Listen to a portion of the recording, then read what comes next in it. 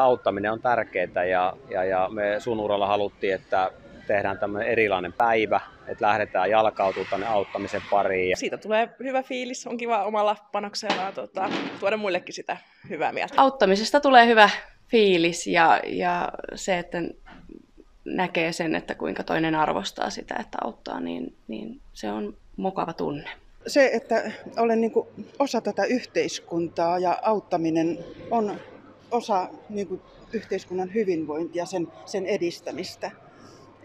Ja muutenkin edustan yhteiskunnallista yritystä, niin sitä paremmalla syyllä. Tänään me ollaan Sun Uran tiimin kanssa täällä Hämeen Setlementillä järjestämässä tällaista jouluista puuhaa lapsiperheille Mamas Cafeessa. Meillä on itse asiassa meidän firmasta muutkin on liikenteessä tänään. Eli täällä on tietysti Hämeenlän tiimi, mutta meillä on Lahdessa myöskin eläimiä auttamassa tiimiä. Sitten on Tampereella on joulupatakeräystä ja muuta pelastusarmeijan hommaa. Ja sitten on vielä tuolla pääkaupunkiseudulla, niin järjestävät siellä sitten jotakin puurojuhlaa ja jakavat puuroa.